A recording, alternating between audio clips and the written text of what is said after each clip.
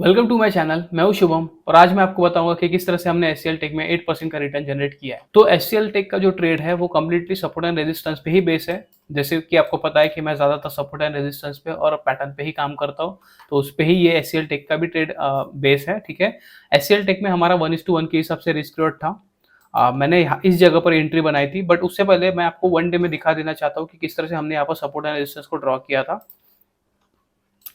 अगर आप HCL take को देखोगे इस जगह पर, तो ये वाला जो डाटा है ये बाद का डाटा है, बट पहले उससे पहले हमने यहाँ पर सपोर्ट किस तरह से ड्रॉ किया था, जो हमारा जो डिमांड जोन है वो किस तरह से ड्रॉ किया था वो मैं आपको दिखा देता हूँ। यहाँ पर आप देख सकते हो, यहाँ पर एक अच्छा कंसोलिडेशन जोन था। ठीक है, इसी जगह पर एक कंसोलिडेशन जोन था और उसके ऊपर भी एक आपको यहाँ पर कंसोलिडेशन जोन दिखाई दे सकता है। ये जो लेवल था ये हमारा इंपॉर्टेंट सपोर्ट एरिया था, जो डिमांड एरिया बोलते हैं हम उससे, जहाँ से बायर्स का एक बाइंग मोमेंटम आ सकता है, उसे हम बोलते हैं डिमांड एरिया।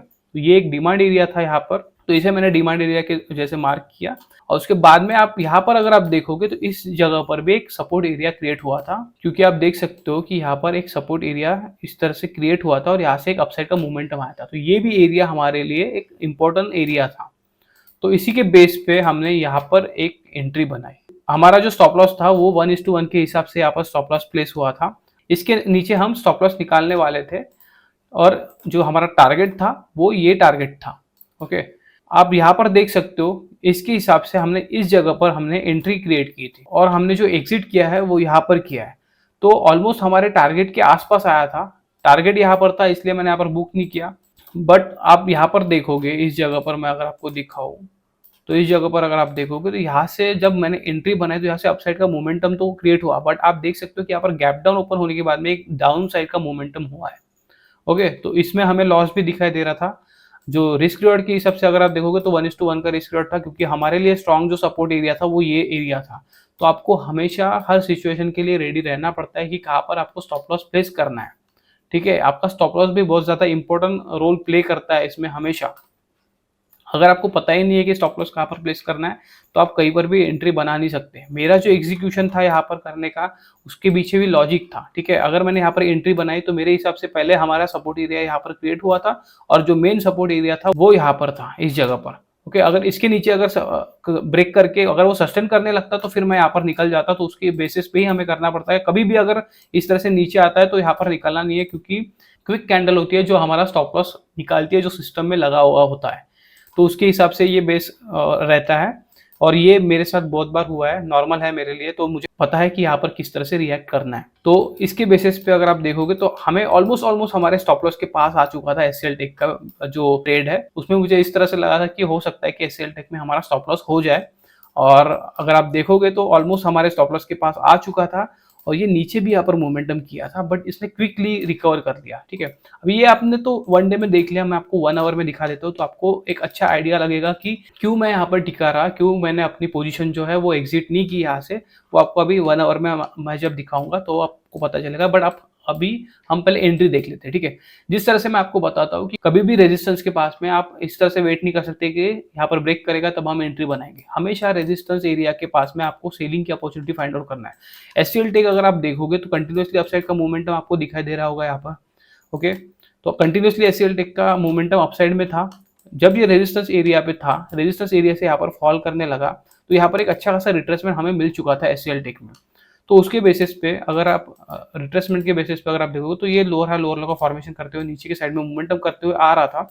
तो बट यहाँ पर ये सपोर्ट एरिया था, यहाँ से इसने स्ट्रॉन्ग मोमेंटम दिया था। एचसीएल टेक में अगर आप देखोगे तो इस जगह से एक स्ट्रॉन्ग मोमेंटम आया था, अपसाइड का एक मोमेंटम यहाँ पर क्रिएट हुआ था, और मोमेंटम करने से पहले इसने एक सपोर्ट एरिया यहाँ पर क्रिएट किया था। एचसीएल टेक को यहाँ से नीचे जाना होता तो इसने कब का ब्रेक करके ये सपोर्ट एरिया पे आ चुका होता और यहाँ पर सस्टेन करने के बाद में नीचे के साइड में मोमेंटम कर दिया होता। बट इसने यहाँ पर बेस क्रिएट किया, एक सपोर्ट एरिया क्रिएट किया और उसके बाद में एक अपसाइड का अच्छा मोमेंटम इसने दिखाया। बट बाद में अगर आप देखोगे तो इसी एरिया को एज ए ये सपोर्ट एरिया के हिसाब से ये टेस्ट करने आया था। एचसीएल टेक फिर से नीचे आया।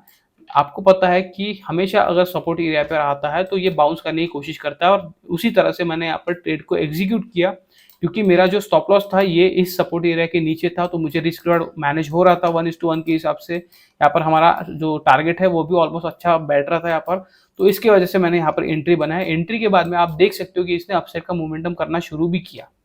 एचसीएल टेक ने अपसाइड का मोमेंटम करना शुरू किया, बट बाद में अगर आप देखोगे तो यहाँ से नीचे के साइड में मोमेंटम किया और डायरेक्टली गैप डाउन ओपन किया और फिर से नीचे के साइड में हमारे जो सपोर्ट एरिया है, जो डिमांड एरिया यहाँ पर क्रिएट किया था, वहां पर ये आ चुका था और यहाँ पर एक सस्टेन करने की कोशिश कर रहा था।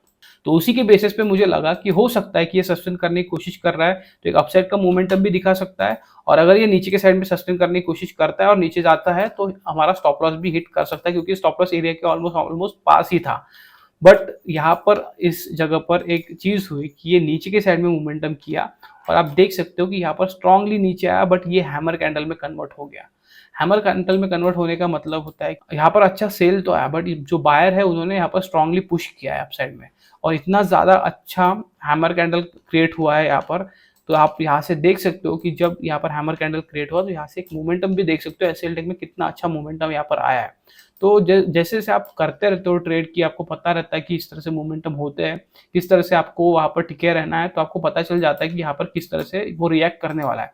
ऑलरेडी एचसीएल टेक इतना अच्छा रिट्रेसमेंट देकर नीचे के साइड में मोमेंटम कर चुका था, और हम जो सपोर्ट एरिया है जिसे हम डिमांड एरिया भी कहते हैं, डिमांड एरिया मतलब जहां से बायर इंटरेस्टेड होते हैं उसको फिर से बाय करने के लिए, उसे हम डिमांड एरिया बोलते हैं। तो अगर मैं जोन में ड्रॉ करता हूँ, आप समझ लीजिए, अगर मैं इसको सपोर्ट भी बोलता हूँ तो भी आपको पता होना चाहिए कि ये डिमांड एरिया है, क्योंकि मैंने इसे जोन में ड्रॉ किया है, ना कि यहाँ पर लाइन ड्रॉ की है। ठीक है, तो अगर ये जोन में अगर ड्रॉ है, तो अगर मैं इसको सपोर्ट एरिया भी बोलता हूँ तो आपको पता होना चाहिए कि ये डिमांड एरिया है, मैं डिमांड एरिया के बारे में बात कर रहा हूँ।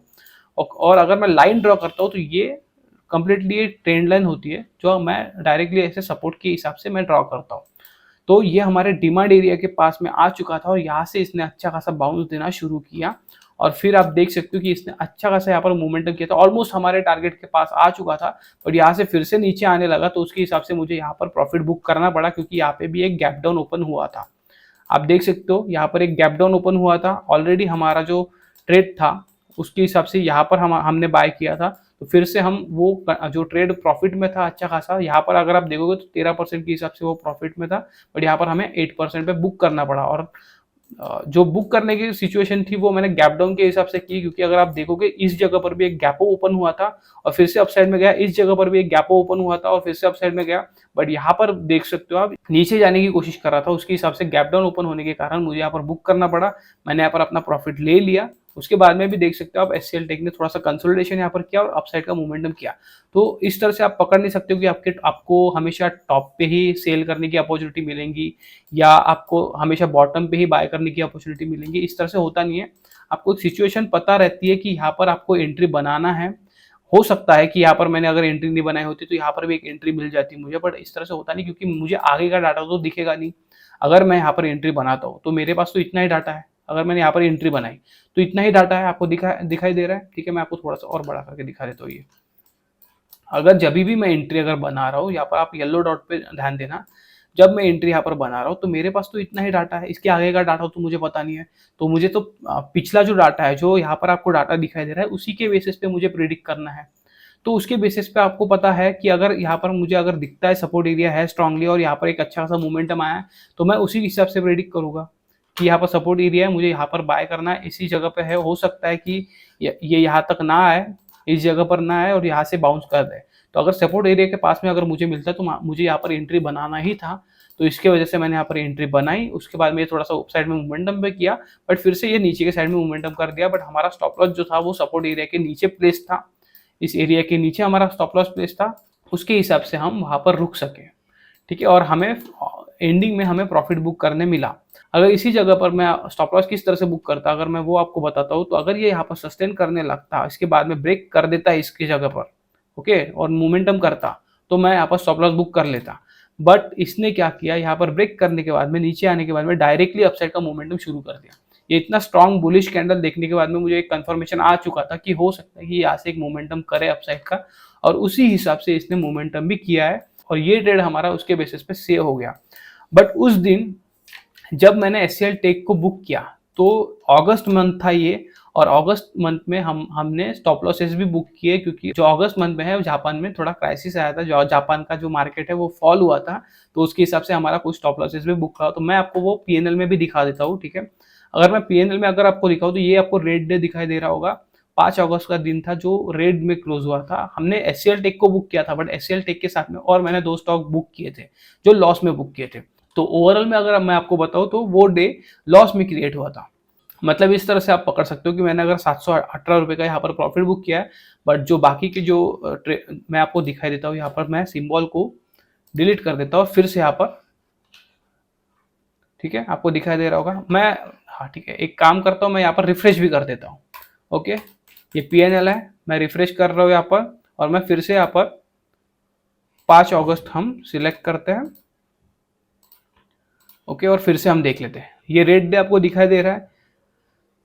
मैं यहाँ पर रियलाइज पीएनएल पे चले जाता हूँ, आप अभी देख सकते हो, अभी आपको ये रेड डे दिखाई दे रहा होगा। यहाँ पर आप रियलाइज पीएनएल 223 का देख सकते हो, चार्जेस देख सकते हो, अदर क्रेडिट्स एंड डेबिट देख सकते हो। ये अदर क्रेडिट्स एंड डेबिट जो यहाँ पर लगते हैं वो प्लेज के लगते हैं, क्योंकि मैं इसको प्लेज करने के बाद में यहाँ पर ऑप्शंस का ट्रेड भी करता हूँ, ठीक है, बैंक निफ्टी में। इसकी वजह से वो आपको प्लेज यहाँ पर दिखा दे रहा है, अदर क्रेडिट्स एंड डेबिट। और नेट रियलाइज अगर आप देखोगे तो 298 का है। अब ये 298 का क्यों है, क्योंकि एचसीएल टेक में तो हमने प्रॉफिट बुक किया, बट आप यहाँ पर देख सकते हो मदरसन में हमने लॉस बुक किया है, आइचर मोटर में हमने लॉस बुक किया। तो ये टोटल इसका जो आ रहा है ये उसके ऊपर आ रहा है, इसके हिसाब से यहाँ पर हमें लॉस दिखाई दे रहा है। बट हमने एचसीएल टेक में एक प्रॉफिट बुक किया था, आप देख सकते हो 8% के ऊपर हमारा प्रॉफिट है यहाँ पर। और मैं ट्रेड बुक में भी आपको दिखा देता हूँ, एचसीएल टेक मैंने यहाँ पर सिंबल सिलेक्ट किया है, 22 अप्रैल से 5 अगस्त का यहाँ पर डेट सिलेक्ट है। और आप देख सकते हो एचसीएल टेक का 22 तारीख को हमारी एंट्री थी 9:25 को, और 5 अगस्त को हमारा एग्जिट था। यहाँ पर टाइम भी देख सकते हो 9:42 को हमारा एग्जिट था। यहाँ पर आप प्राइस देख सकते हो, ठीक है, 1461 पे हमारी एंट्री हुई थी और 1581 पे हमारा एग्जिट हुआ है। हमने 8% का रिटर्न यहाँ पर जनरेट किया था, पीएनएल में आप देख सकते हो। बट हमें आइचर मोटर में स्टॉप लॉस बुक करना पड़ा, मदरसन में हमें स्टॉप लॉस बुक करना पड़ा। इसके वजह से हमें ओवरऑल में जो डे दिखाई दे रहा है वो रेड डे यहाँ पर दिखाई दे रहा है। अगस्त मंथ वैसे भी, अगस्त मंथ में कुछ भी हमारा प्रॉफिट बना नहीं था। अगर मैं कंप्लीट आपको अगर अगस्त मंथ में आपको दिखाऊँ, हम अगस्त मंथ देख लेते हैं, ठीक है, मैं आपको अगस्त मंथ दिखाई देता हूँ। ठीक है, ये रियलाइज पीएनएल है कंप्लीटली, ठीक है। तो इसमें आप देख सकते हो रियलाइज पीएनएल में आपको ज्यादा लॉस दिखाई नहीं देगा। अगर ओवरऑल में अगर मैं आपको दिखाऊँ रियलाइज पीएनएल में, तो इतने स्टॉक जो है हमने यहाँ पर बुक किए थे, कुछ में हमने प्रॉफिट बुक किए थे, कुछ में हमने स्टॉप लॉसेस बुक किए थे। जिस तरह से मैंने आपको बताया 4 दिन हमारे स्टॉप लॉसेस हुए थे। बट रियलाइज में अगर आप देखोगे तो 302 रुपए का ही हमें लॉस हुआ है, but charges and other credits में हमारा ज्यादा लॉस हुआ है। इसकी वजह से हमें यहाँ पर ज़्यादा लॉस देखने को मिल रहा है। ये अदर क्रेडिट्स एंड डेबिट जो है वो प्लेज का रहता है। मैं जो स्टॉक्स है इस दिन मैंने मतलब अगस्त मंथ में मैंने ज़्यादा से ज़्यादा जो स्टॉक लिए हुए थे वो प्लेज करके रख दिए थे, और मैंने जो एफएनओ में रहता है उसमें पोजीशन क्रिएट की थी। उसकी वजह से यहाँ अदर क्रेडिट्स एंड डेबिट आपको दिखाई दे रही है, उसकी वजह से आपको इतना ज़्यादा लॉस दिखाई दे रहा है। बट आपको जो एक्चुअल में जो लॉस है ये चार्जेस कटने के बाद में, ये इतना लॉस हमें हुआ था, ठीक है। तो इतने स्टॉप लॉसेस होने के बाद में भी एक्चुअल में हमने इतना ही लॉस किया था, बट चार्जेस की वजह से आपको उतना दिखाई दे रहा है। एचसीएल टेक का सिंपल सा एनालिसिस था, ज़्यादा कुछ कॉम्प्लिकेटेड मैं करता नहीं हूँ, आपको हमेशा पता होगा। मैंने इसी के बेसिस पे कंटिन्यूसली यहाँ पर प्रॉफिट किया है। मैं अगर आपको दिखाऊँ तो इक्विटी में आपको फिर से दिखा देता हूँ, कंप्लीटली मई से आपको दिखा देता हूँ, अगस्त तक भी देख लेते हैं, सितंबर में अभी जो सितंबर भी दिखा देता हूँ। एक काम करता हूँ, अगर सितंबर मंथ देखोगे 10 तारीख तक, तो अभी तक हमारा प्रॉफिट बुक हुआ है। सितंबर में ग्रीन ही डेज है, हमें यहाँ पर देख सकते हो। और आज के दिन भी मैंने प्रॉफिट बुक किया है, तो बालकृष्ण इंडस्ट्री में हमने आज प्रॉफिट बुक किया, तो वो भी कल के दिन यहाँ पर ग्रीन डे आ जाएगा वो भी। तो नेक्स्ट वीडियो में बालकृष्ण इंडस्ट्री का ही आपके लिए लेकर आने वाला हूँ, उसका ही हम एनालिसिस वीडियो बनाएंगे, क्योंकि अभी वो लेटेस्ट का वीडियो है। लेटेस्ट में ही हमारा जो मैंने ट्रेड बनाया था, और लेटेस्ट में अभी हमारा उसका प्रॉफिट भी बुक हो गया, तो वो हम नेक्स्ट वीडियो देखेंगे, ठीक है। तो आज के लिए बस इतना ही, मिलते हैं नेक्स्ट वीडियो में। Thank you.